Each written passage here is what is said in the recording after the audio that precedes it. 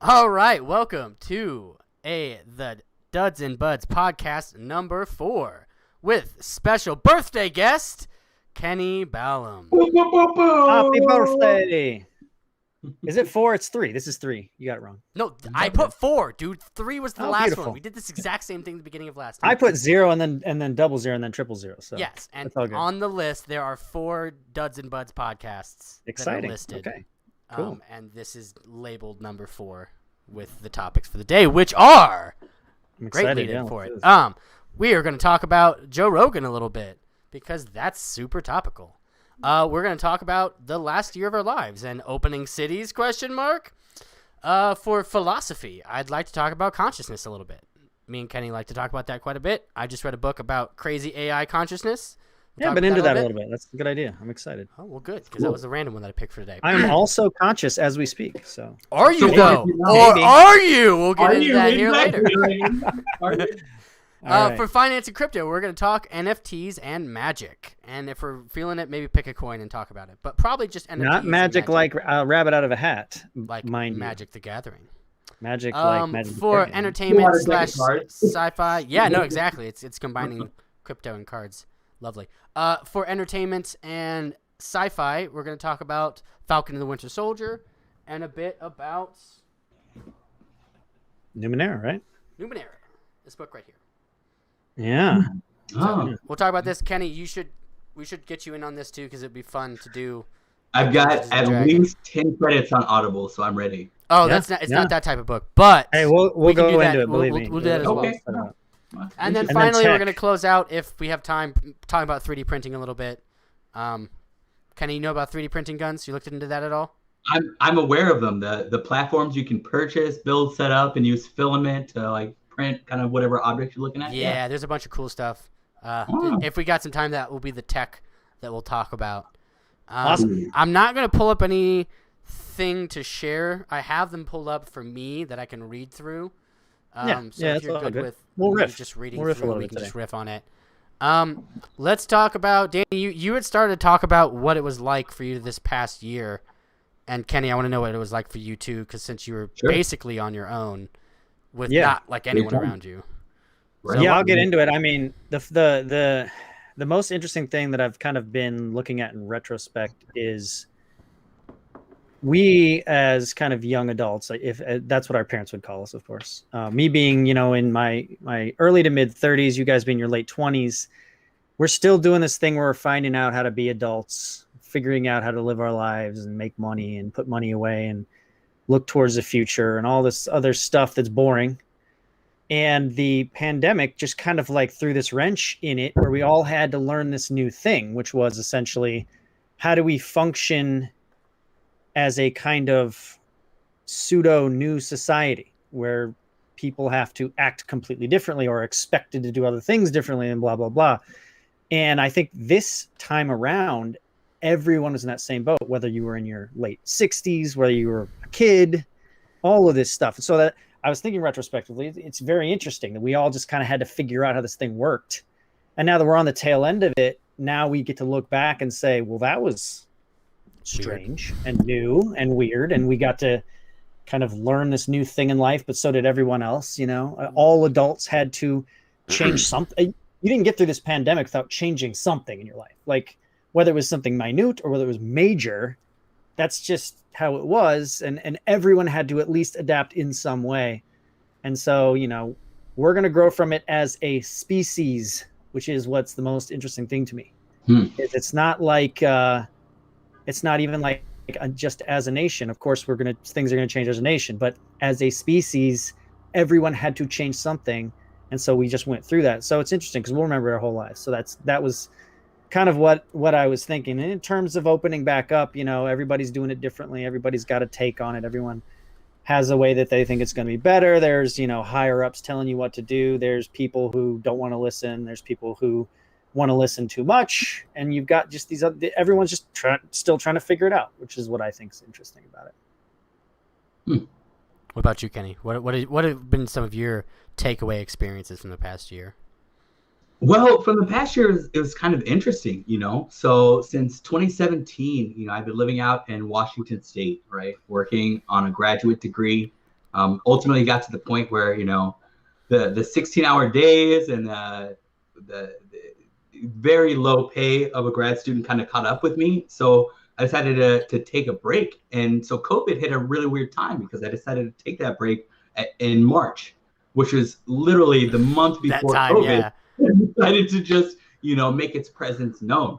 Good timing, huh? Yeah. It was very interesting timing, right? So that changed the job market, you know, especially for, you know, us kind of being the generalized, you know, generation that we're in, where, you know, education and work is valued in this interesting way compared to experience and this, that, and the other. So it changed the job market. And not only that, but, you know, when I left Washington, I left an entire, you know, social circle. I left kind of this structure that I had, and all those things changed very quickly, right? So I had to find a new job. I had to learn how to kind of fulfill those needs of camaraderie ship and things of that nature, where you were able to interact with other people. And so COVID made that very difficult because no longer could you go through the typical channels to hang out with, you know, friends in college, or to, you know, kind of go out and do your own thing and use that as an opportunity to meet new people and create new friendship circles. So COVID was very jarring for me in terms of that aspect of the, you know, kind of our adult development, our you know, the status quo that we're working under, you know, that silent contract that we all, you know, are obliged to follow because I couldn't meet people. I couldn't do anything that I would typically associate with part of an, you know, average American experience, if you will. Did you move to Michigan in March? So in March, I moved back to Chicago. Right. Chicago. Not back to, right? I you know, I'm not proud to admit it, just like I think any other person who kind of considers them to be, you know, an independent adult. You know, I lived with my parents for a little bit, with my mom specifically, for a couple months. And so to kind of lose that autonomy, to lose that income, it was into rough. And so I ended up finding a new job right about the end of June, into mid-July. And that's when I moved to Michigan. And of course, at that time, it's not like COVID had, you know, disappeared. No, it had not. No. Let me ask you this, Kenny. So you had this whole like uprooting of your life right around when everyone else was having weird stuff happen in your life. Do you look back on it and think, man, I kind of got all this weird stuff all out of the way at the same time?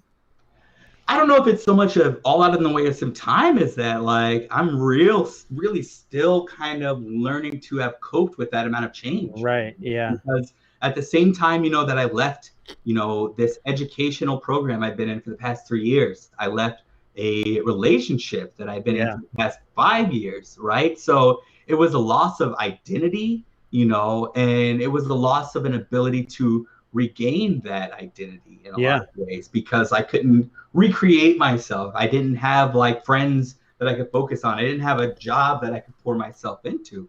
So it's hard to really distinguish whether it was like, oh man, thank goodness I got all these changes out of the way, or more of like, that was a lot of changes. It was compounding. Yeah, I was going to say, it sounded like it was compounded.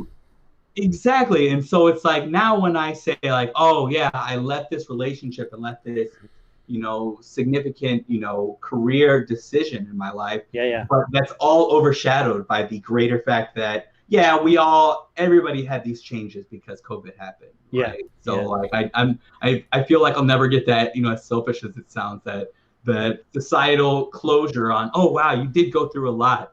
Yeah, you're not going to get that much sympathy because everybody was going through what they perceived to be like the worst thing ever in their whole life. Yeah, what did you do to cope? Did you play video games? Did you read a lot? Like, what did you do? Because it sounds like you just had a couple months where you were just doing whatever. Nothing. Wow, it was hard because like I've always been very goal motivated. Right? Yeah, absolutely. Yeah. We were in school. It was like, oh yeah, I've got to go to this class. I've got to get this grade so that ultimately, you know, I can graduate from this school. You know, so it was really a period of trying to. Am I still here? Yeah, no, I'm just changing it up. Keep talking. I'm gonna fix the cameras. Keep talking.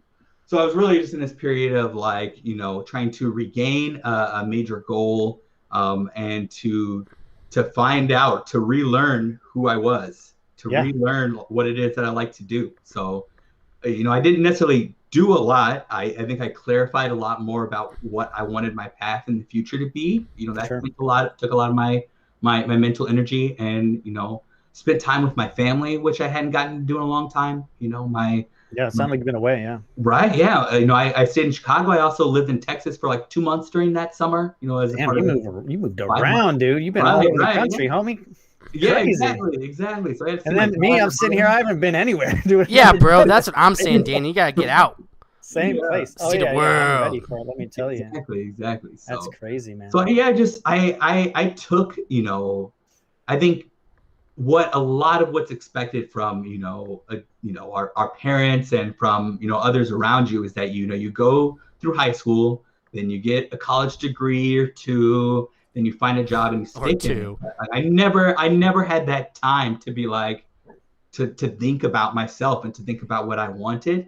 And I feel like that time was provided, but it was difficult to truly take advantage of that time because of the other compounding issues that were a part of that. Man, that it seems tough, but I'm going to tell you this, man. I think you're going to be in a good spot in a year because everything's been going gangbusters. Everyone is going to want to get out and meet people. People are going to want to be social. You'll find a bunch of friends, I bet you. Right. Bro, everything's going to, I'm hoping. Yeah. And so like, I'm going to jump in here. Cause like, that's a big thing. Like I felt a lot of that same stuff coming to Denver, but not nearly as intense. I had Taylor and we were able to have each other to get through it. And that was, it made it a lot easier. And it sucked not being able to make the friends that we were hoping to do in Denver, but we were able to make through and have kind of those same experiences like, I wish I could go make some more friends. And like, we moved to Denver to do a lot of the same city stuff that we weren't able to do because everything closed down. Right. But from that, it gained a lot of, like what Danny's saying, that those experiences that help us grow, we experienced something that no one has really ever experienced before in our modern society. And I think that's, we're going to remember that. We're going to focus on that type of experience. I'm just concerned that some of those things are going to get cemented into our society that we don't necessarily need to be. What kinds of things? I'm not trying to be super political, but just like masks is a big one. I think masks are important, but I also think that there's a certain nuance to them that people just disregard. It makes people feel better. Whether it is actually doing something or not, I think is something to be discussed. I don't think it's unnecessary, but I think that something like that is going to stick with our society. One of the societal effects that I see that I point out a lot is with my job specifically, I look at people's faces. We've lost a lot of that facial interaction that we have with people that relays 50% of our emotions on our faces. So we've cut out a large portion of our communicating body language to each other. And I think that that's going to affect us in the long run. Just as a regular example, like people, when I walk around outside, like at a park or something, and I don't have a mask on, they don't look at me. They'll shy their eyes away. I'm one of those people that when you walk past me, I just go, "Hi, how you doing today?" And people be like, and walk past me because they're walking around with a mask on and I don't. Those are the types of things that I see being a potential issue, and also just being a weird societal occurrence that's happened, because Colorado is known for being the most friendliest place that I had ever been, and I had seen that shift go away after all those types of policies and all those types of social enforcements were put into play to make people for good reason wear those masks consistently. Just weird. So here's my take on it. I don't foresee there being a long-term detriment from the masks themselves. What I felt was sad about the whole scenario is that for some reason it became political, like masks. Exactly. where would you have ever thought that this would have been a hot button issue that is some type of distinguishment between people? You know what I mean? Like, there are people who see people without a mask on and they immediately are going to assume something about them, you know? Or they're going to see people wearing masks the wrong way, or they're going to listen to the powers that be and just do it without really thinking for themselves, that type of thing, or doing the research for themselves. So I think it was a complicated issue, and it still is. I think that in terms of, it's not hard to do. So if it makes even a room full of people feel better, then by all means, especially if there's even a chance that you could potentially not get someone sick, especially someone who's older, then it's just selfish not to. But there is a point where it's like, it becomes a symbol, and it shouldn't be a symbol. It should be a functional a way to mitigate things. And I think it has become less that now and more of a symbol. And so, I'm doing my good duty now, wearing this mask because I've been told to. And anyone who's not is essentially evil. You know, like, it's just like, how can you look at someone and assume they're evil because they're not really, either they're not following a guideline or whatever else, you know? Maybe they're asshole, I don't know, maybe they're selfish, but like, we have people who are like, oh man, they're these anti-masks, evil. You know, it's like, okay, now you're really just kind of buying, you're using it as a symbol, as a like token, as a tool for, you know, to represent how good you are and bad someone else is. That's where I think it's kind of sad. Now, it has nothing to do with masks. That's human nature. Exactly. So like for me, and like the big thing for me is like, when things were starting to go down in February, I looked at Taylor and was like, we should start wearing masks. All right, we don't know what this is. We should probably start wearing masks. And then things occurred, and then like 3 weeks later, Fauci was like, we don't need masks, right? So that's where I think the political nature comes into it, where people are getting these, not misinformation, just these conflicting things that they're being told, and that is affecting people in the long run. Now, one of the best arguments that I heard, that is what I'm going to say because I think that it's appropriate for the way that I view the world, I carry a gun during my day. And if there's a 1% chance that I might need to use that gun, then, and I feel justified to carry the gun for that reason, well, if there's a 1% chance that mask might help somebody, isn't that the same thing? Isn't that the same comparison? I'm like, I don't got nothing for that because I want to carry a gun. So, I think that masks are appropriate in that same sense. Now, people are not, no one's forcing me to carry a gun, and people are requiring me to wear a mask. So that's where it gets a little bit different, but the same idea and the same rationale as far as weighing the odds is about the same type of odds. It's about a 1 to 2% chance I might need a gun. It's about a 1 to 2% chance a mask might assist me in that same sense as well. Right. Now, that being said, I live in Denver, so I might need a gun more than that, but the idea is still the same.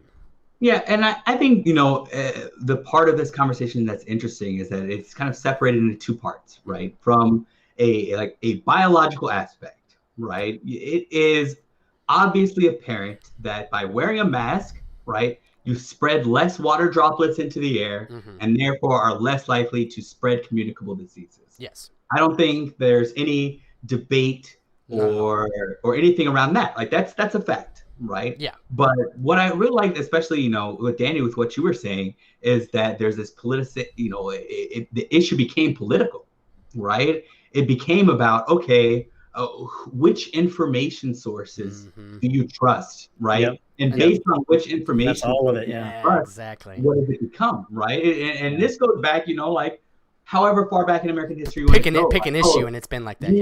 Yeah, it's like, so you believe what they say in the New Yorker versus you believe what they say in that, right? And it's difficult because of the fact that I think that modern societies, human society as a whole, requires that we have these specialists, right, that know more about some subject matter than we ever could, right? And that we have to trust them and take their word, take their understanding about this subject matter seriously, because we never could know those things. And it's that separation, that deviation between, okay, we should trust this subject matter expert versus which subject matter expert do you trust?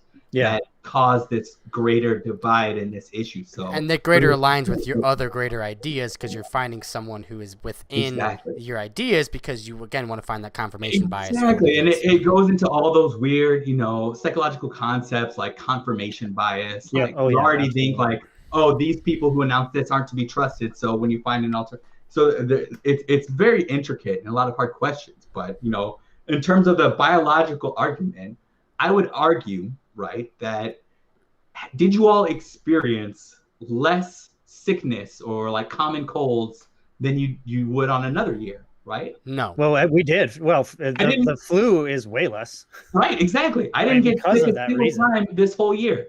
Not once. Yeah. No, I never had a cold, never had a flu, and I think. Do you think that's because of the mask? A lot of that had to do with tons of factors, but the masks were one of them. I mean, do you wear a different mask every day? No. Then I don't think that's as applicable then because you're more likely to carry those germs with you and have a higher load of viral activity that you're repeating on your face. But that's not entirely the case because of the fact that we're talking about how masks are just one of the factors, right? Yeah, you're wearing a dirty mask, but also probably the no big gathering of groups. And those are both are both statistically, no matter how dirty your mask is, or the person you're sitting next to on the subway's mask is, right? Yeah, exactly. You're both spreading less germs because you're not spilling. You're both spreading less germs because you're socially distancing. You're both spreading less germs because if you're adhering to these guidelines, or if some of the population is adhering to these guidelines about not going out and to these socially engaging activities, there's less possibility. So it's just direct contact. Yeah. So let me bring this up. So this is interesting to me because now we are really at I would call it a fork in the road or a turning point. We know, like, I have no doubt that the actions that we took as a nation and that were essentially passed down by CDC guidelines, they worked to a degree. They certainly slowed spread. They were definitely somewhat positive, but it is a complicated issue. Now we're at a fork in the road. Now I think so. Let me talk to what you said real quick, Kenny. You mentioned there are people out there that know a lot more than us and have done a lot more studies than us, and this is all true. However, if you look at it from a certain angle, there are also a lot of people with special interests who can buy people who are smart. Right. And now, how much did that happen is the real question, but we will never know. As the three of us, I mean, we'll never know. There are people out there that might know whether it's true or not. We will never know. Now, I'm not a conspiracy theorist. I'm not going to try to pretend like there was this cabal of people that are trying to do this, that, and the other. But except for there was. Objectively, the media had an angle and they pushed that angle super hard. And there is a large amount of people who got most of their information about the entire pandemic from a certain source. And that certain source has an agenda, hands down, whether it's a good agenda or a nefarious agenda, whatever, it happens. And so that's where I get to this. That's where I get to this turning point. We're at a fork in the road now. We are on the tail end of this thing. There is probably still months left where we need to be cautious as a nation. We need to be cautious as a world. Absolutely. We need to be cautious. We can't just pretend like it's over because we want it to be. That is not a thing we can do. However, there becomes a point, whether that be in months from now or a year from now or whatever, there becomes a point where we need to decide to go back to normal, no matter what. Like, it has just got to happen. They just don't. And I do believe there is a group out there who would love for us not to go back to normal for as long as Democrats have power. The Great Reset and Build Back Better. Build Back Better. That's the thing. It's just like, and where does that fall into the whole politicalization of this stuff? I don't freaking know, to be honest. Like, honestly, I can't make that distinguishment because I don't have time. I don't want to think about it too much. You know what I mean? But to say that type of thing doesn't happen, or that the pandemic itself wasn't used for purposes of political gain, would just be, you would just have to be blind not to at least say it was in some respects. So the turning point we're going to see, and this goes along with kind of opening up cities, is we are going to see this happen down political lines. It already is. Red states are going to open up first because they believe it's the way they want to do. Blue states are going to stay as lockdown as they probably possibly can for a while. And when you actually are going to look at the statistics, we probably won't know who was correct for a year or so. And once we do, we'll be able to say, okay, now we know for next time. And I think that's the fork in the road we're going to find ourselves in. So people will still be wearing masks. The other thing, so like I'm gonna move this into another direction because I think you're touching on a topic that I think is a little bit broader that I enjoy talking about. Is I have consciousness written down as one of the topics, but there's a thing to be said about a global and country consciousness that we have together. And that's kind of what you were leading to with as the experience of we've never really experienced this before, but now this experience is now going to be in our human conscience of how we're going to react to this thing in the future and go forward. Do you think that there's potentially different consciences in our own society, that there are different ideas, or do you think that eventually it all melds into one ethos that we will all fall behind, which is how society works in the very end?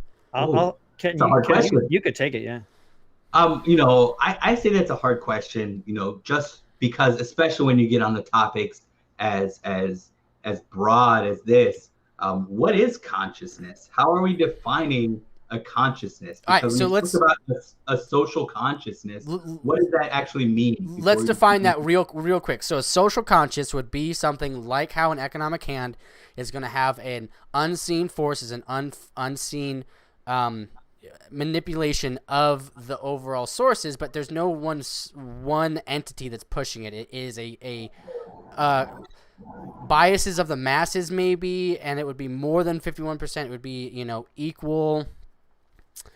You said it best, Kenny, from a long time ago. It's that quantum resonance, right? It's that understanding of someone without actually being them or even around them, but you just have that feeling and that understanding that this is going to be the way that it's going to be working. Could be, man. Anyone got a better way to define social conscious? Go ahead, Kenny. I'll let you take it. Yeah. Well, I don't even know that I can take it because you're asking right now at the end of this the same question that I'm asking. Like, how do we define social consciousness? If we define a social consciousness as this average of everybody's feelings and interactions with each other and understandings of what's happening, and let's just keep our socialness in terms of just a country, right? I think that exists. I don't think that it can be simply quantified or measured, that there's this, that everybody feels this way, right? Or that this is what America's like, or this is what a certain country, how they are, because it exists in the minds of every single person differently. So if I were to define a social consciousness, I would say it's very much this nebulous amalgam of the thoughts and opinions of every single person within a society. That's called ethos. And that's so broad, that's so non-descriptive. But that's what ethos is. So I think ethos is. I tend to disagree. I think ethos applies to the individual or a small group of individuals. I think the greater quote unquote conscious. Well, okay, let's just get down to consciousness itself. Consciousness is the ability to think and understand and manipulate your surroundings based on the external factors that you see around you. So I feel like being able to think, being able to manipulate your surroundings, and being able to perceive the kind of inputs coming from all around you, that is the consciousness in my opinion. You should read this book that I just read. It is Destination Void. And basically, just a short premise, because this is what I want to talk about today anyway, that's why I brought it up. Basically, short premise, it's the same creator as Dune, and it's like pre-Dune. And what it is they're trying to figure out long-term space travel. And they have these mechanical brains, which are just mechanical AIs that are using map brains as their vessel, right? So what they do is they shoot out a colony ship into space, and basically those brains die, whether on purpose or just due to stress of the travel. And now these scientists of all these different agencies, as in areas of study, are now having to create an AI, and they're stuck with the trouble of, well, do we make this conscious or not? And one of the things that they really, really focus on is that basically the atomical body and the sex like organs and the passing on, it needs that physical nature to then create a consciousness to have a background to reflect what consciousness is, which would be, the background would be death. So again, it's really, really interesting because that's kind of what you were saying, Danny, is how it's these things that are reflecting and you're reacting because they're feeding in these things into the computer, and it's creating a consciousness because of the inputs and outputs and the way that it's organized. And then they basically are on that threshold of creating a new AI / brand new consciousness.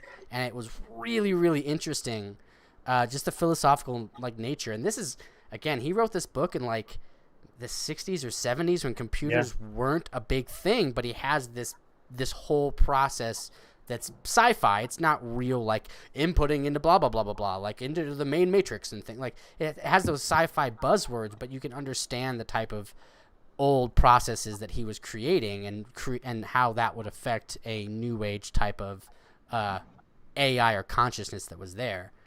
I think that the consciousness is so interesting because I don't know if you guys are familiar with Douglas Adams, but he put it in an amazing way. He said, "You can't find out anything about a cat and its consciousness unless you take it apart. And then if you take it apart, it no longer has that anymore." So it's like, we can't really, other than what we can perceive from living beings, you can't really figure out what's going on in the consciousness of another being unless you take it apart, because that's how you find things out. But if you do that, then it is no longer conscious, and you won't have that. You won't glean anything from that anymore. So that's one of the things. That's not necessarily true, because what is conscious? Cats kind of actually are. Are they sentient? Maybe not. But that's a whole different word. Do they pass the mirror test? Is that one of the base definitions of consciousness, whether they can recognize themselves in the mirror? I don't know. That might be sentience. There may be. That wouldn't be sentience. It would be self-awareness, which would be different. Douglas Adams, real quick, he was the author to The Hitchhiker's Guide to the Galaxy. Correct. Yeah. Mm-hmm. Was he also the same one who wrote The Egg? Or I don't know. That was a different author. I don't know. I know he wrote The Salmon of Doubt, which is one of the most ridiculous books ever. Andy Weir wrote The Egg. Andy Weir. Oh, yeah. Andy Weir wrote The Martian, and he wrote The Egg. Yeah, okay. Yeah. I was conflating the two. So, yeah. That's another thing. Is just like, so to get back to kind of an amalgam of consciousness. I don't know if we can really say that a country or a species has a consciousness as a whole. I agree. I see it more on the individual level. Right. I think what you have is morality passed down along who knows however long a human existence, and you have a certain morality that everyone can subscribe to. But again, it's like, when does it become a majority of thought? When does it this, that, and the other? And that's really where I think we're using the word consciousness as people's kind of how they all feel about one thing, So exactly. You have to have that outside input, that one thing. Consciousness is very much so an individualized thing, a person to person, where I think we use, like you're saying, Danny, the term a social conscience as a broad term for the very thoughts and opinions. If there was the way and morality and what is good and bad, that's your social conscience. Right. And if there was an example of a social conscience of any group of people, then that would be like, for instance, social media feeds.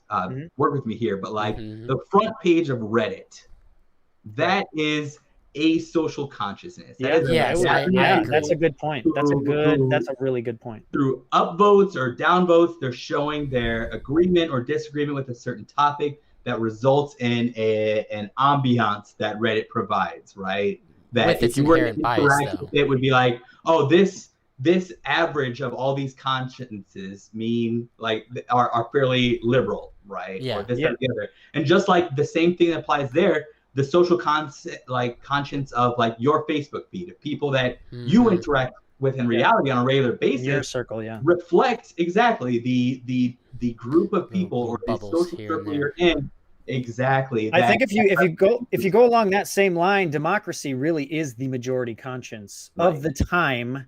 Right. Really, you got to slice it up, right? You can't just say this is exactly how Americans have thought for X. It's just not gonna be the same thing. But you could slice it up. You could just do it in presidential terms, really. So you could slice it up that way, and you could say the social conscience from 2001 to 2004 was super, nationalist, and we really all wanted to be Americans. And then you could cut up for 2 years during Trump. There was this whole thing.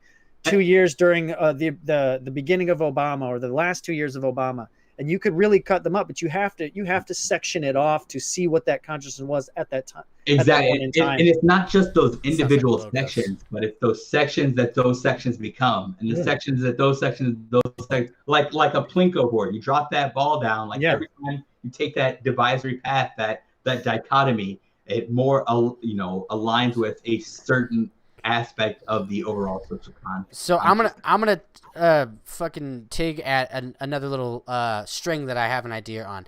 So we're talking social construct as far as ideas and political nature and interacting with other people. I'm gonna go one step further and say, is there a social consciousness with our base instincts for the things that we were born with, tracing back hundreds of thousands of years with our hunter-gatherer ancestors? Is that a social consciousness to learning and adapting to our environment, and through time and our genetics that we're learning and adapting to our environment? Is that a sort of social consciousness? No, I wouldn't call it social. Why is it not, though? I would call it a biological conscience. Yes, but it's inherently social because we're interacting with other people at the same time. The social nature of the human species has changed so dramatically in that amount of time that I don't think it's the same. I think we do have biological triggers and biological tendencies we still have from back then. Mm-hmm. And we have a lot of our society in just human nature, in that even that word human nature comes from what you're talking about. But I don't think it's a social consciousness. I don't think, because we are not in the same consciousness that the hunter gatherers were from back then. I disagree. So let me tease this out a little bit more. So you're comparing human nature and consciousness, all right? So consciousness is this idea that we don't understand that gives us our own agencies and our own individuality, right?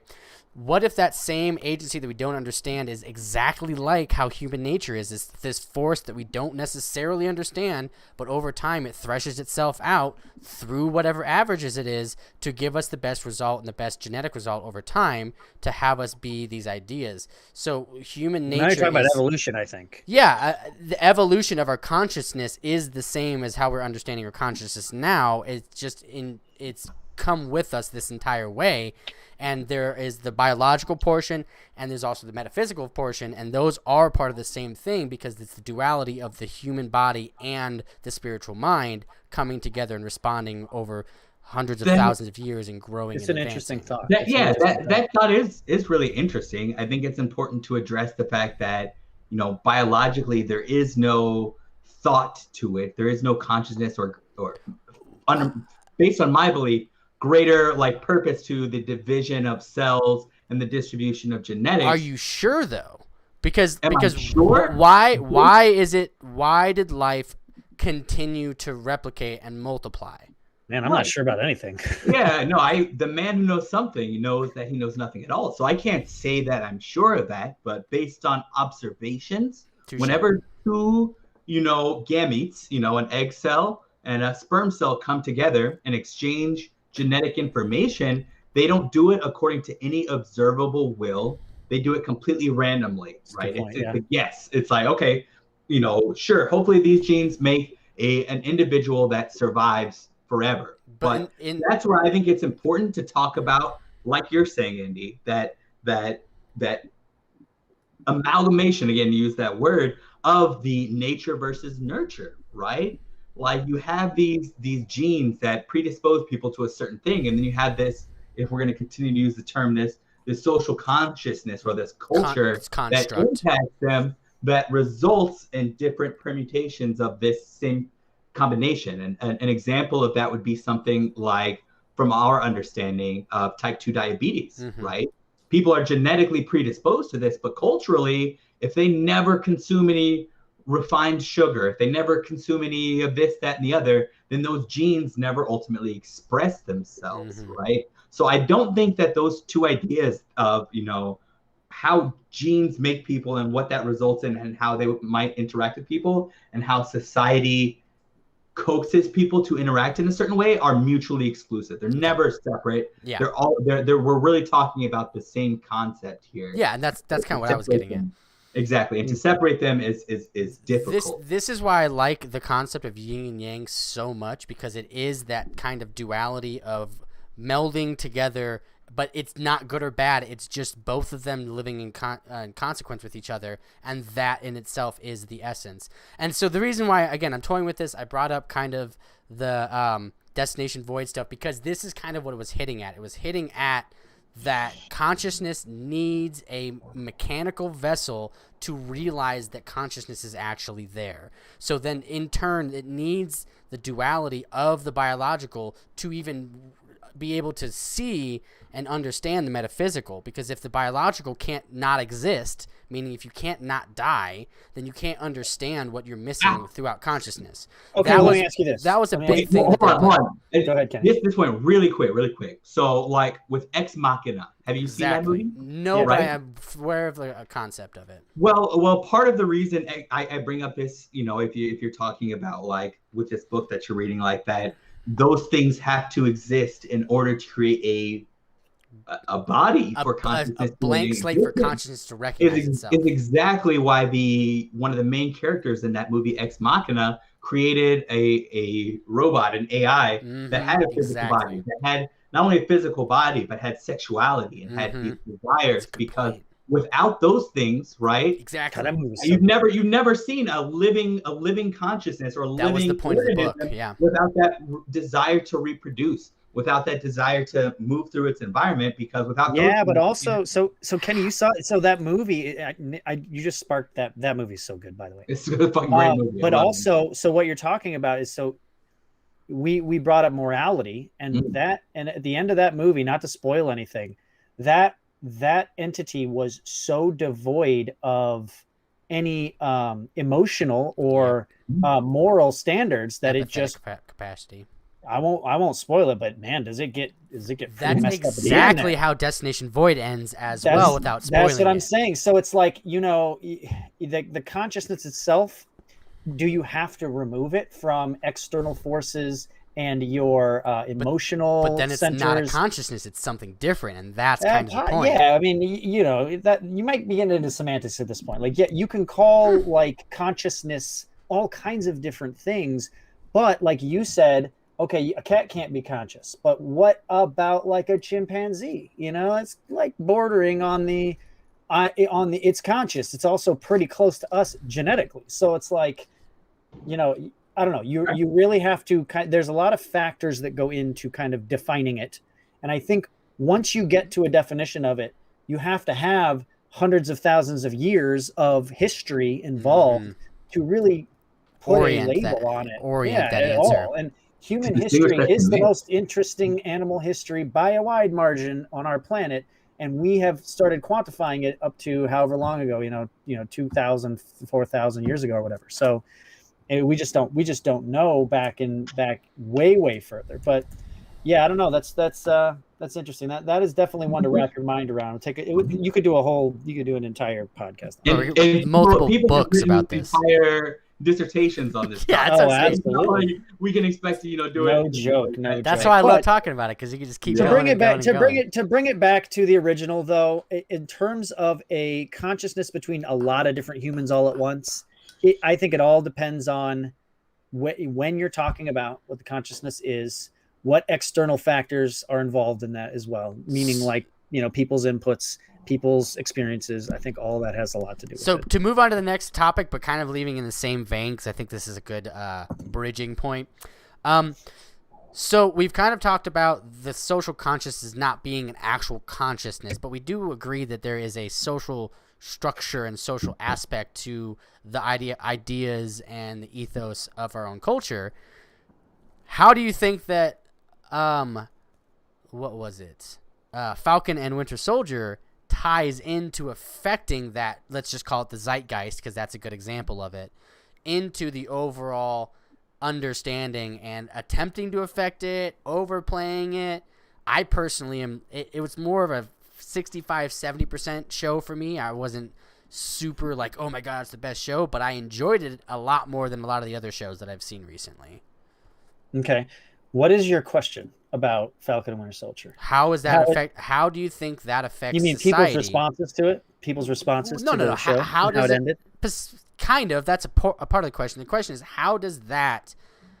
You think that it's a standout-ish to against whatever the culture war or something like that. Do you think that it is effective in that way? Do you think that it's meant to be that? Do you think that it just happens to be? Is there intent behind that? That's what I'm asking. Okay, so first off, let me quantify what I think you're saying for maybe somebody who either hasn't seen it or can't understand what the hell I'm saying, or really needs to understand what you're saying. So you're basing this off the premise that Disney and Marvel has kind of in the last couple years gone away of more woke, kind of preachy like shows, basically. Not just Disney, just kind of in general. The Zeitgeist has kind of seen that. I mean, Disney does it a lot, and a few other production companies, movies like that, Hollywood in general. But so if you're going from that premise, you would watch Falcon and Winter Soldier. I'm kind of hyper aware of it because I'm a huge comic book nerd. I understand both sides of the kind of how people feel about comic books. I understand that they are hugely misogynistic and always have been. But I happen to be a male who likes, big tough dudes, and I love superheroes. So if you come at it from that premise, you kind of really have to see on both sides. Now, there's no doubt in my mind that Disney tries their best to virtue signal, to try to be woke when they can. And so when Falcon and Winter Soldier came up, actually, even if you go back to the first show that they did with WandaVision, it actually didn't really have much to say about social issues, which was kind of nice, frankly. Falcon and Winter Soldier is all about social issues. Mm-hmm. It really is. And so I think they did some really clever tactics to confuse everybody and make some people on the right feel good and some people on the left feel good. And so they thought maybe, just maybe, if we confuse people enough, we'll make the first few episodes seem woke. We'll make the middle episodes seem just out in no man's land. General, and then we'll make the last two episodes seem anti-woke. Everyone will be confused and everyone will be happy. Okay. And, I agree with that. God damn it, did it work? They succeeded in that. You're right. They're very much so, more I think about it, it's very much so entirely based on like social constructs and virtue signaling. So I agree with you. But they switched each side. Yeah. Okay. Or they played both sides. I don't think that's necessarily a bad thing either. I agree. And here's why. It is okay to talk about social issues in movies and media. There's no problem with that. It's that if you have bad writing and then you do that, then they're just doing it for that purpose alone. Right. And so that becomes, people can see that. Yeah, that is where it becomes crappy. Now, I'm not saying, I am not going to be the type of person who says that this was fantastic writing. It wasn't great writing, but it was writing that was built on a premise that wasn't simply beating you over the head with social issues, but it also had something to say about it. Here's where they did it well.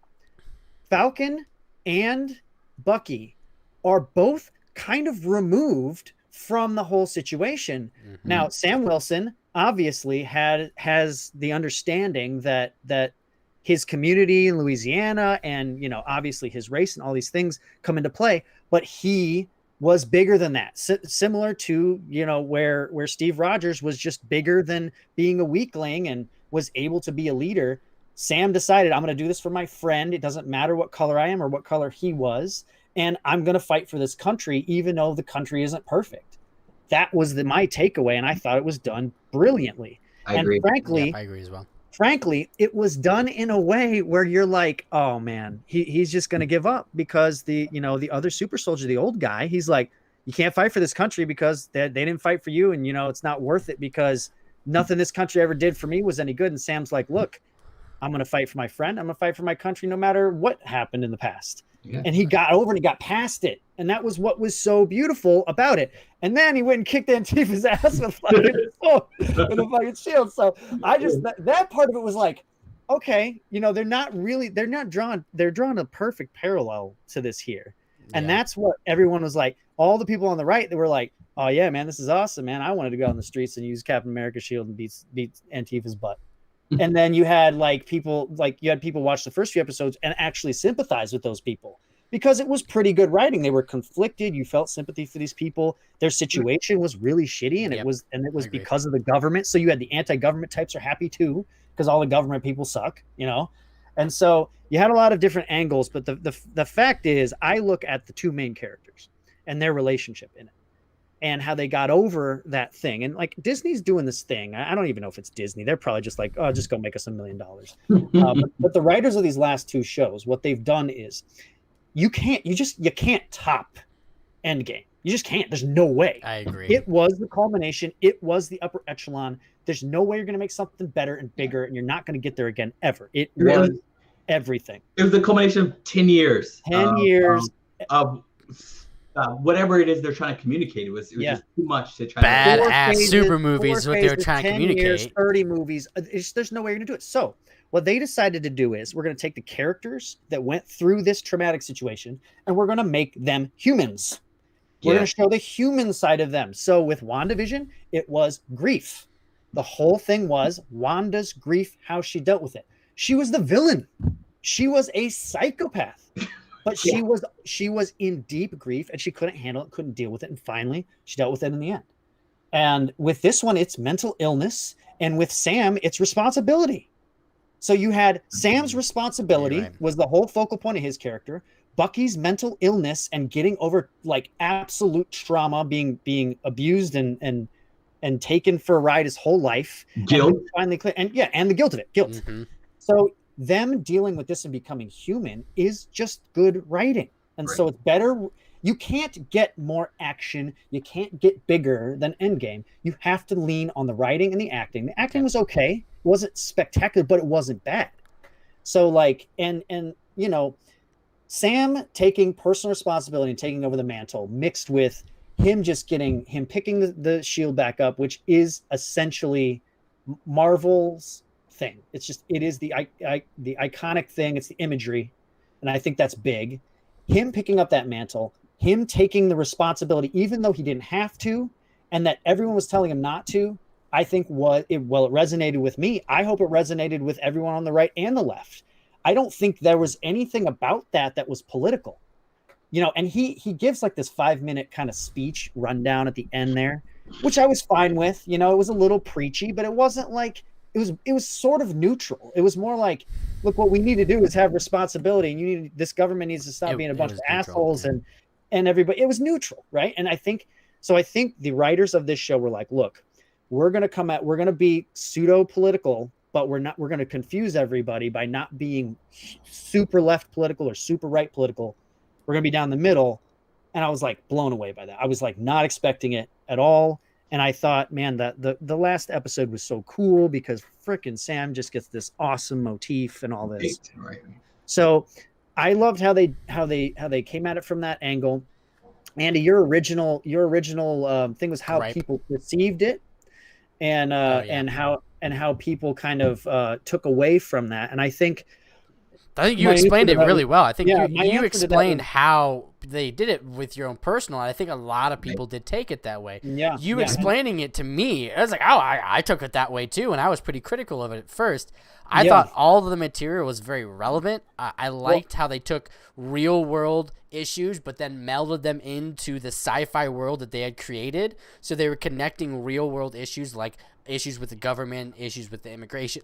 They took all those real concepts and made it relevant to the actual story instead of making it just a political issue. It was actually really, really relevant to the people snapping back. I thought that was genius to be able to make the conflict driven. Like you said, how would you deal with that, right? You know. Oh, by the way, I don't know if you knew this, but originally they changed the script dramatically. Originally, it was people dealing with the pandemic. Oh yeah, no, I wouldn't have liked that. No, I like the immigration issue of the snapback. Yeah. That's a cool concept. These people were getting because if you notice, they were getting vaccines a lot, right? They were getting medicine vaccines. Yeah, that's what they were doing. They were getting some vaccines. So they definitely changed it around. I think it was a good idea to do that, and they changed it around early enough that I don't think they really had to change much of the shooting or anything like that. But there's a whole nother element to it, and that is just that, you have this format now where you can make extra super long movie, basically. Yeah, that's and you awesome. can develop these things a little more. And I think them developing 6-hour movies characters, is awesome. It's going to lead to like really interesting movies because, man, I love Falcon. I thought he was an awesome character, but he was always kind of that sidekick character. No way. They made him, dude. He is number one now. Like he has moved into that role and he will in the movies now. Like he is the guy. They're not going to bring, I don't think they'll bring old Captain America back. They just can't. No, they wouldn't. No, screw that. And you just have him now as this de facto leader. And this is how it went through the comic books. I mean, he ended up taking over the mantle. A lot of guys took over the Captain America mantle, but he, there's a whole gigantic storyline where he did it. And he looks just like he did in all this stuff. So the character arcs and the character development that they were able to pull throughout that 6-hour-long movie is so much more satisfying than a 2-hour movie or like a whatever attempt to a short 4 or 5 episode. That 6-7 range really can get that story nailed in there, but not get into that 12 to 15 episode range where you're kind of like, all right, I don't need this episode. It's all really relevant. That's why I like that 6-hour movie. There's one other hilarious thing. So again, like I said, they confused everybody with like the first 2 episodes and then the second 2 and then the third 2 and then the last 2. Right after the second episode, I was seeing all these like ridiculous reviews about how this show is so woke, and it was just like, it was almost dangerous how woke it is, and I know how it's going to turn out, and they're just going to be glorifying all this blah blah blah. And then at the end of it, you had, so that was like right wingers talking about that, and then at the end of it, you had left wingers that were like, they just made Antifa out to look like this. They just did this and the other. That they're just like they're all about like America and pushing like this like, this narrative and blah, blah, blah. And I'm like, all they did was just like do both things. It confused everybody. Yeah. And then, but you didn't get any of that from either of the 2 main characters. Right. You had it from the villain, you had it from the government, but you really didn't. Like it didn't even really affect Sam. Right. Because I love the scene where he goes up and the kid's like, oh my God, it's Black Falcon. He's like, kid, I'm Falcon. He's like, what do you want me to call you, Black Kid? Kid's like, yeah. He's like, yeah, I guess that is kind of stupid. That's an idea that I think a lot of people can really resonate with. Oh, right? Yeah. And the fact that, like, especially like you're talking about between these 2 main characters, right? Almost never did they have a divisive moment where that interaction was based off of these woke action items or real world politics at all. Yeah, exactly. They were just 2 people who had different issues, who had similar interactions at some period in their lives. Yeah, and they had to become friends. That was the foundation for their relationship. And I think that was really cool, where it was like, it's not the fact that you're white or I'm black and this is how it plays into the story. Yeah, I like that too. It was that lack of dramatization of their interpersonal interaction. Yep. That was so excellent. On the racial context, because they had all of the other context that they had with each other through other interactions. It wasn't based on just their racial, it was based on their actual history with each other, and they joked about that the whole time. There's a whole other element that's interesting. I would say there's also those aspects of the show that were very much so about those racial. They were, yeah. Right? So when you're talking about, for the life of me, I cannot remember the name of this character, but the old man, Elijah, exactly, that he interacted with a lot. Mm-hmm. It was interesting because as part of their communication of that, Disney, I guess, in their writing, was that there was these undertones, right? So this experimentation on Black people, right? Like, you've heard of the Tuskegee experiment, right? Mm-hmm. Where they purposefully infected. Yep.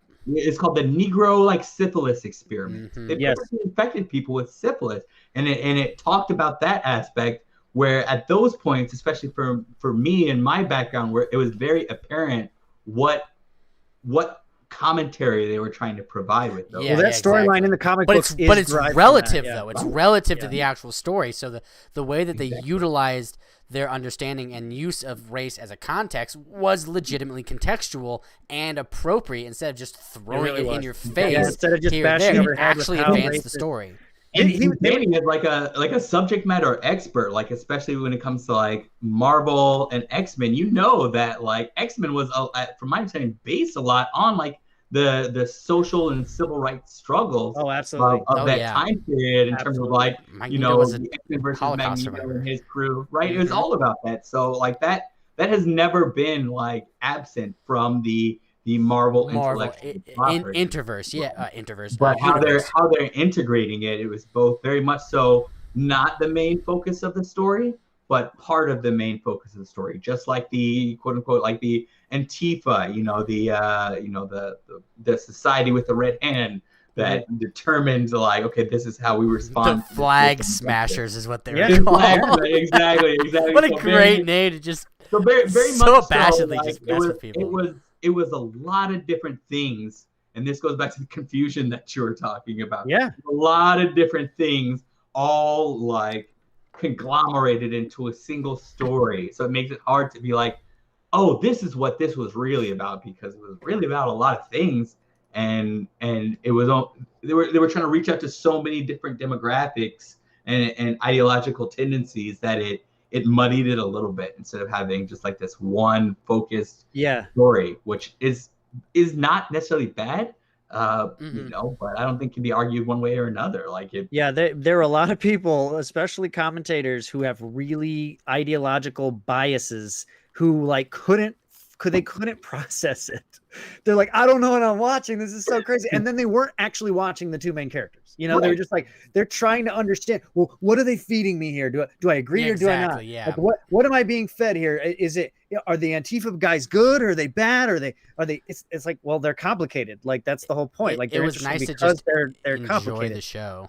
Yeah. And so, well, it wasn't even the show for me. It was the two characters, and they did the same thing with WandaVision. It was the characters and how they're dealing with it. My favorite part of the entire show, and this is hilarious because I'm the fanboy who loves the action and the cool costumes. My favorite part of the whole show is when Bucky and him are standing outside of his house, and Bucky cannot really understand how he can come to grips with what's happened to him. And Sam, being an actual person who would sit in the circles with the vets who had the mental issues and who had the PTSD and all that, he actually talks to him like a person would talk to someone with PTSD, because that's what Bucky has, severe PTSD for 60 years. And he just talks to him like a human. He talks to him like he would talk to somebody. He is credible in the things that he said because that was actually his job. And that is what made him the Steve Rogers type character. Because Steve Rogers, the only thing that made him good when he took the super soldier serum, because he was inherently a good person. And Sam showed that without even having to take the super soldier serum. He just used his skill essentially as a therapist, or at least someone who just understood soldiers to deal. And you could just see Bucky just change from there on. And it was like, I was like, man, like that's some serious stuff, and like that is much better than any of this other stuff people are looking at. Yeah, I agree. And it's not political. That's what I love about it. Like that part of it is not political, and that's the thing. I don't want to see politics in my sci-fi. I want to see real world. That's fine, but I watch this stuff to get away from politics. Yeah, I want to see human nature and stuff like that. You know what I mean? Like I said, and that's something to celebrate, though. Truly, absolutely. Is this character complexity that I think, outside of this, Falcon and the Winter Soldier has been more apparent in all of media. This is the fact that, okay, you have this character and they have a set number of traits, right? They're whatever, super smart, blah, blah, whatever. But they all exist within this very much so like this real world of this is, no matter what opinions or ideas you have, when you bring in these more complex aspects of society, this is your interaction. This is that character's interaction with those more complex features. And it's hard to do it right. It's hard to do it right. Exactly. Like it's hard to not get preachy about it too. Off topic, shortly, like that's one of the things I think early Game of Thrones had that was really, I agree. Was really kind of like the story was driving. It was entertaining. Exactly. It was surprising. It was like, oh my god, why did they do that? Complex characters and complex situations. Yep. Well, it was also human nature and how terrible human nature is. Exactly. And it was political in nature, but not political in the sense that we view our own society. It was political in its own right, and that was what was entertaining, to see other people's political strife that we didn't actually have to deal with. Yeah, there were no dragons season 1. Just like The Walking Dead. It wasn't people versus zombies. It was people versus people. Always was that. That's true. Exactly. That's a good point too. And so that's something to celebrate. But especially, it's difficult, like you're saying, Danny. It's difficult to do that correctly. It really is. And so last thing I'll say about Falcon and Winter Soldier is that it was an example of something where there wasn't this. The entire show wasn't well done, right? No, it wasn't a great show. There's definitely good examples within that show. Yeah, that's hence the 75, 70, 75. In a complex environment. In terms of an amalgamation of a show, the writing wasn't the most interesting storyline. I think it just had some of the most interesting human commentary that I've seen in any show. In superhero shows can get real bad, real bad. And there's a lot of them out there. This one being kind of, pseudo sequels, right, to actual movies. And so it's a little different, but because they have a lot more money, but also the writing in the right spots was good. All said and done, it's not the best show that's out there in terms of writing. It's not the most interesting storyline. It's not even the Flag Smashers are what they are, whatever. But I think with the two main characters, they really nailed it. And that's all I care about. And I really enjoyed it. I thought that, and I think it's hilarious how they got sort of political on both ends just to confuse people. I hope they keep doing that because I thought it was hilarious. So to kind of wrap up my initial question, I think the way that you explained it was perfectly. I think that it was extremely effective in affecting the zeitgeist that we have going, and not just one part of it. It actually hit both sides of it and did the yin yang where it twisted and hit both things all at once, and that way it was able to affect both sides of it equally and effectively. So again, very effective, the zeitgeist. I think it had good writing. I agree with you guys, it wasn't the best, but it was one of the more things that was entertaining and worth talking about that we've had either released from Disney or just in general over the past couple there's one years. Thing though. There's one thing that it did do that it probably should not have done. And it was that everyone who didn't want to get preached to, kind of like the more like people on the right wing, or the people who just didn't want the let's say wokeness, they turned it off in episode 2 straight up. I wanted to, and then I heard it was better, and I went back to it. It was like, all right, I'm going to finish it. But they lost a lot of viewership, and a lot of people didn't get out of it what we're getting out of it because they just litmus test for people who don't want to just watch something. Yeah, that's true with those individuals and any non-cognitive dissonance potentiating thing. People. Right? Exactly. If it was not willing to get through it, they're not willing to critically examine it. They just and it's on both sides, believe me. And my favorite types of movies are those ones that make you question your own perspective. Yes. Right. And people who I guess don't like those type of movies, who don't like those type of shows that aren't in direct agreement with their outlook, aren't going to make it through this type of show anyway. There's a sniff test you can easily do. When you're being preached to, or there's a deep agenda behind something. And I cannot sit through an entire movie if that's all it's doing. Yeah, exactly. That's how I feel about it. But the thing is, you really, especially with this, you have to assume these days that there is going to be a message, and you have to absorb the message, and you have to critically think about it. If you're not willing to do that, then you also are not allowed to comment on it. You know what I mean? Well, you're in the wrong theater, or you're watching the wrong show if you don't want to consider those types of things. So finish. I want to move on to this one last part. I know we've kept you for a long time, Kenny. I kind of just want to talk about this a little bit because we want to bring you in on this thing that we want to do. And I agree that what we basically need to do is we need to start creating our own stories, our own entertainment, and our own type of ideas, and then inputting our own ideas into those stories to then put out there and affect the zeitgeist, just like I'm talking about how Falcon and Winter Soldier is. This brings me to Numenera. I think that this is the avenue that I can get down with to be able to create some cool sci-fi stories that will be something that will be engaging between us, that will build the social camaraderie, but also create some honestly cool stories that I would love to either expand on in other writing or just in general have out there as content in the world that people can look at and enjoy. Danny, why don't you explain to Kenny what Numenera is? Yeah, so to start this off, if you know me, you know I'm a huge nerd, and that I run a lot of Dungeons and Dragons. I run a game shop that has board games. I'm looking at your background right now. I can tell. Yeah, that's Numenera. That's what it is. He looks back there. So it is Numenera. Numenera. The definition is it is a role playing game. It is and what a role playing game is it is essentially a group of books or a construct that is going to allow you to freely tell a narrative, but it has constraints inside the game, meaning like if you want to do an action or you want to perform something or you want to see how something does, you generally use dice.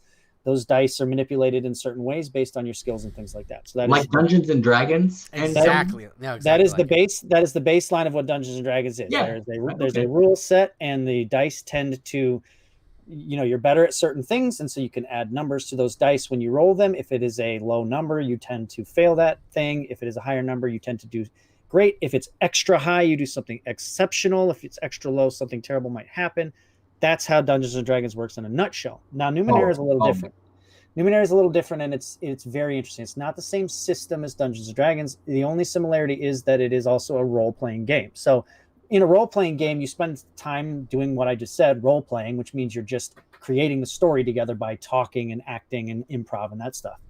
The game itself is done through the dice or through certain actions you want to take. Numenera, here's the premise. It is fascinating. When I found this game, I'm like, oh man, I know a couple people who'd be super into this. You came to mind. Andy absolutely came to mind. Really, anybody can play it. Numenera, the idea is, it is 1 billion years in the future. Everything has happened to humanity that you can think of in a sci-fi sense. Global warming happened and wiped us out, but there were people who went underground. So there are underground people. There are people who are half robots. There are aliens who have already come down and completely assimilated us. But that was 1 million years ago, and now we've reformulated, and we're born into something else. Maybe there was a calamity, like there was a nuclear fallout. We've been through the nuclear fallout now, and we're kind of rebuilding. All of these things happened in this 1 billion years, okay? And so now it's 1 billion years later. It's called the 9th age. So basically 9 ages of the planet either destroying itself or humans destroying themselves or aliens destroying us or whatever. This is the 9th age of that, okay? So we are essentially humans are like nomadic a little bit. We're all kind of like spread out. All of the continents look completely different. The surface of the planet's different. The sky's different. All of this. Maybe we're in the Matrix, maybe we're not. Maybe there's a part of it that's the Matrix. There's all kinds of things. So if you just really kind of take any sci-fi you can think of and kind of smash it together and add 1 billion years, that's kind of what it looks like. So the way that this game works is there are things called the Numenera. They are basically technology that is accumulated either underground, up in the air, float in these floating monoliths, in alien tech that's orbiting the Earth, whatever. It's all of this technology that is accumulated over this 1 billion years, and they all do different things. Okay. The point of the game is we're essentially scavengers, or we are small societies, or we're nomad tribes or whatever, and we need to find ways to get this Numenera, or maybe we're explorers, or we are people who are trying to figure out history, and maybe we need to go find the history of this Numenera so that we can find out the history of humans past or whatever, or aliens past or whatever. And the book that Andy showed you at the beginning, it gives you the types of people that you can be. And so in a role-playing game like Dungeons and Dragons, everybody takes on a role of a different type of person. Maybe you're a cleric, maybe you're a fighter, maybe you're a barbarian, maybe you're a rogue. You take all these things. In this game, there are a couple different things you can be. and they are essentially, you're either really good, kind of an Indiana Jones type who's really good at finding stuff. You're a guy who's kind of a fighter. They call them a glaive, and you're good at using weapons. You're good at bashing stuff. Maybe you'll find some crazy creatures or whatever. And then there's basically like a technomancer. The technomancer guy is the guy who can deal with old tech really well. He can interface into computers. Okay. He's almost like a wizard in that he can interface maybe with his mind, or he can use his mind to manipulate different machines around him, things like that. Those are essentially the three types. And there are more. I mean, Numenera is really fleshed out, but that is kind of the baseline. So the way that we would do it is in terms of a podcast, or in terms of or really anything. We could do it on camera. We could do it on just audio, all of this. What would happen is we would create a narrative. So in Dungeons and Dragons, you have a dungeon master. The dungeon master is the one who takes care of all the people you run into, and they use their voice. They voice all the characters you run into. They are all the bad guy creatures when you fight them. They are the computer system when you hack in. I tell you what, that computer says, whatever. Numenera is really interesting. The dungeon you don't have to have a single dungeon master. You could create a story, and me and Andy could jump into that world as these characters, and you could also be a character, but you're also running a story. I could create a story and just have all kinds of things happening around us, but we're all collaborating. So like maybe you run the story because you're the leader of the village. You run everything about the village. I run everything about the external factors attacking it, whatever, blah, blah, blah. So there is obviously so much more to flesh out about it, but the short and long of it is a collaborative narrative where we're all going to be creating a world, and the world is whatever we create it. There's definitely continents and places and creatures and everything in these books, but we can just use those as guidelines to create our own society. We can create our own world. We can create our own continent. We create our own villages and things like that, and then we live in it. And then we create interesting stories built around that. This sounds a lot like Harmon Quest. Have you seen that? Harmon Quest is D&D. Yeah. Harmon Quest runs D&D. Like he just runs it, and he animates it. Yeah. Yeah, exactly. Okay, so I get the idea behind that. It does sound really like an interesting concept. Yeah, it's absolutely interesting. And the thing about Numenera that's nice is it's actually kind of pared down a little bit. Like, if you get into D&D, it can be really fiddly. There's a lot of different things that you have to find out in books, and combat is run a certain way. You have, you dungeon crawl in a certain way on maps. You have little like icons and characters that you use. Numenera is a little bit more free flowing. It's the type of things like, oh, I want to jump over this cliff. And I say, okay, well, tell me what you've done in your past that make you good at jumping over a cliff. And you could say, cool. Okay, when I was in my teens, I had a teacher who would teach us how to play this game with this floating ball. And I was always the one who would jump up in the air and catch it. So I'm pretty good at that. Cool. You get +1 to this roll because you have that in your past. Or you're like, hey, I was a young kid that grew up in the slums of this urban city, and we did lots of jumping from high rises to high rises. So this distance is nothing because I've in my past, in my youth, I've jumped over much farther distances. So I should probably get like a 2 or 3 differences. But you get to make it up though. You get to then if you can come up with a plausible reason that fits the backstory and the context that you're going with, you get to build this story. And that's how you build your character's backstory out. Is you come up with these things when you need to do these special feats. And so then I would say, okay, so you have that in your past. Give yourself +1 to this roll. Okay, cool.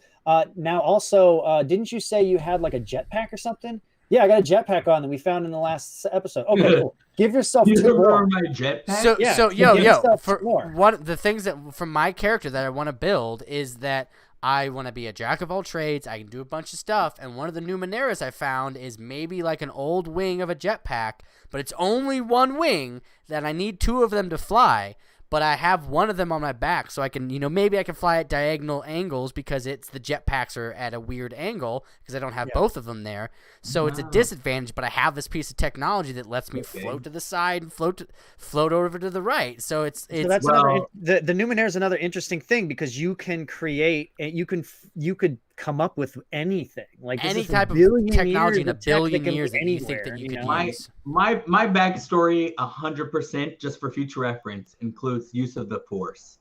Yeah, there is that though. That's one of the powers that there is. So you have to expand on it. And stuff. So I just want to let you guys know I'm probably there's probably telekinesis. There's so you're gonna want to be a magnetic. technomancer, you know? You can just be part cyborg, so you have like a hand that does magnetic, absolutely. and then your other human hand does like force powers. There's a bunch of these cool like attributes that you can add into your character, and you get like 2 or 3 attributes, and then we all have these cool attributes that we then use as we run into these crazy monsters as we're going to search out maybe where your father's from. I don't know. Yeah. Let's go find out where Borgo's father's from. Maybe we'll find some information in this city, and on the way we run into the Glorklax, that is a big giant crab monster that we now have to defeat and run away from. Yeah, it definitely sounds like a game I'd be into. I never had any experience with, and me like, neither. Dungeons This is why and Dragons. You neither is Andy, and I've had a crap ton, especially over the last couple of years, especially this year. Man, I'm in more parties right now than is probably acceptable for a human being. I mean, at least 3 now. And that it's crazy, and we do everything online right now just because COVID. We just moved everything to online, so it's perfect. I mean, I play with my friend in Miami. I can play with my friend across across the country. So it's awesome. And so I think that me and Andy are definitely we're gonna run with this style podcast, but we want to do this thing as a separate as well, and as a game podcast where we sit down for 2 or 3 hours. And the cool thing is there's not that many Numenera things on YouTube right now, which is pretty cool. I will say this though, Kenny, search it out. There is the creator of the game has a podcast about 3 hours long where he runs a session. Just watch it and you'll kind of get the feel for it. And you kind of understand it. And we're not going to do things exactly how he does it, and we'll probably be a lot more freeform, a lot more narrative, I think. But having the game in the background and doing the roles and stuff is actually really fun and exciting. So we'll figure out a cool way to do it. And I definitely like to be a part of that. Let me know. Just to kind of expand on that too, that was one of the original things that started this right here. Yeah, I gave Andy that book, and I'm like, we got to do this thing. And we met one night, and we started recording, and I built a background, and now here we are, about 2.5 months later. That is my background, by the way. You can see my background. That is the Numenera behind me. Some kind of crazy. Some kind of crazy, like, who knows, like force field monolith thing out in the desert. It could be whatever you want it to be, right? That's half the point. That's half the point, yeah. And one of the fun things is that this book has so much cool art in it. So, like, the book's amazing, dude. There's so many cool things. We can just take one picture and build a whole story about those books, scenes. By the way, there's 15, but there's like 2 books full of monsters. Like, we're talking like 500 different crazy monsters. Wow. There's a whole book of just continents and locations. There's a giant book of just technology, whole book of actual, like, you can just jump into a book and it's got like it's got the whole story there for you. Everyone you run into, all the characters and everything, and you can just have it. We may run one of those like early on or maybe later once we get our guys established. I love world building, Yep, that's what made me think of you. Like the Game of Thrones series, but I've listened to the A Song of Ice and Fire series at least 4 times now, just because I love the complexity of the world and the possibility that exists. Yeah, man. That isn't even covered in like the. That's what this is all about. Knows, so that's what it's all about. And it's really, but it's collaborative, which is really cool. It's collaborative because you create your own character. I create my own character and their backstory, but we can collaboratively. Usually, the dungeon master will create that. But we can collaboratively come up with parts of this world, and we can use the source books to do it, or we can just come up with stuff like out of nowhere based on sci-fi that we know. So I like to sound that a lot. Please include me. Yeah, for sure. It is good. Here's another good thing. Dungeons and Dragons, you generally cannot run with only 3 people, because Dungeons and Dragons, you have to have a dungeon master, and a party of 2 people will just not be able to function well because you need lots of different elements. This game's a little different. You can run a session with just 2 people. And if we got more people, great. But it's another thing where your characters, they evolve with you playing. They evolve with you, not just out of like experience points. It's not like a video game. Yeah, so. Independently of the group too. So like we could have a session, we could bring Taylor in, we could bring Sarah in. So we could have 5 or 6 people for one session, but then maybe other people can't make it one week. So we run our own story and say, we're that blah, blah, blah, but we're going to leave the group and we're going to go on our own adventure for this week because, no one else is able to make it. They're all hung up and getting drunk up in the city, but we want to go out and explore because we want to go find blah, blah, blah, blah, blah. So it's cool that we can run these things independently, but also have a collaborative group that we can come back together with to run something larger with. Do you have 5 or 6 people? And then again, if Taylor can't be here or Sarah can't be here or you can't be here, we can continue on going and we can keep going with whatever narrative we want to keep doing. Cool. Yeah, it's going to be cool.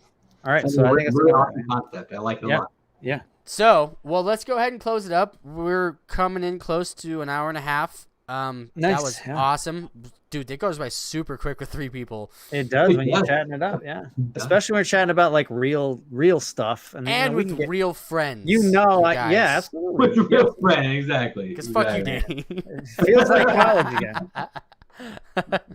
It's legit. It's legit. I'm into this. So anyway, Kenny, we're gonna do this pretty often. You're welcome to come on whenever you're available. Yeah. We'll pick out some more topics. The last 6 Thursdays now, so we're and this is the 4th time in a row that we've actually been able to record and put something out. And again, the goal for me is to try and get 100 episodes. Once we get 100 episodes, we'll have enough experience underneath our belt to, start getting a following and start trying to get a following. I'm not posting this on our Facebook or anything. This is just going to the YouTube. I'm sending it to some people here and there to say, hey, watch this. Let me know what you think. It's just as, bullshit. Yeah.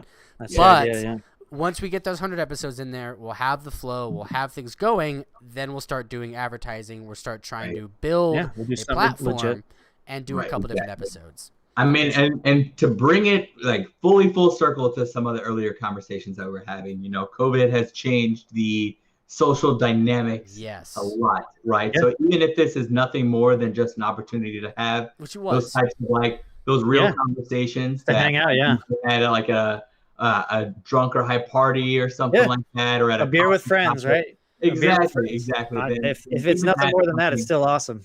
I agree. So I'm down for that. So next week I'll be here with a beer, ready to talk about whatever you guys can come up with. Let's do it. And I agree. I think that's a super key point is that I don't want to.